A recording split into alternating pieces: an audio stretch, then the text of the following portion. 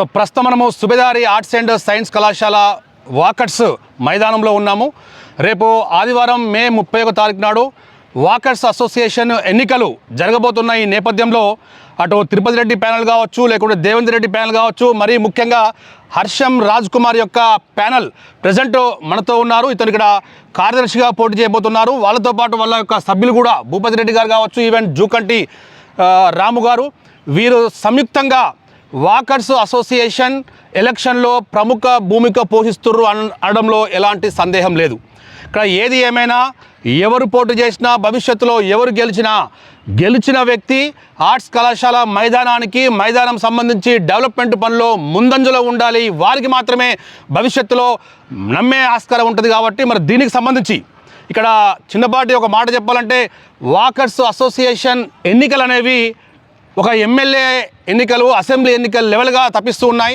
ప్రతి ఒక్కరు కూడా మేమంటే మేమే అని చెప్పేసి ఒక గ్రూపులుగా ఏర్పడి మేమే గెలవాలని చెప్పేసి ముందుకు పోతున్న ఈ నేపథ్యంలో ప్రస్తుతం మనతో ఉన్నారు హర్షం రాజ్ కుమార్ కార్యదర్శిగా, మరియు సంయుక్త కార్యదర్శిగా జూకంటి రాము గారు మరియు భూపతి గారు కూడా కోశాధికారిగా పోటీలో ఉన్నారు.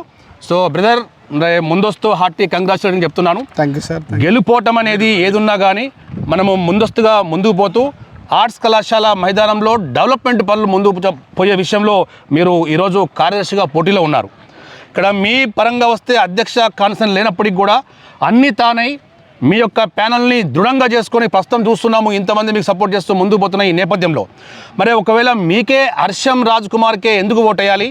భవిష్యత్తులో ఒకవేళ కనుక మీరు గెలిస్తే ఆర్ట్స్ కళాశాల మైదానము డెవలప్మెంట్ పనుల పరంగా ఏ విధంగా ముందుకు పోబోతున్నారు?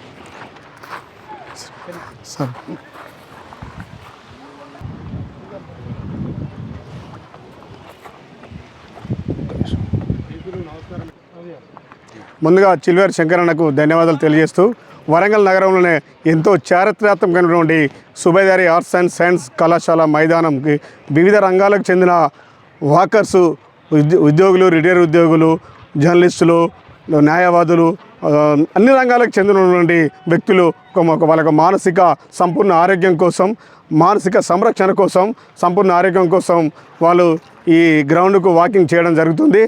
అంటే మొట్టమొదటిసారిగా ఒక డెమోక్రసీ సిస్టంలో ఎన్నికలు జరగబోతున్నాయి, వాకర్స్ అసోసియేషన్ ఎన్నికలు.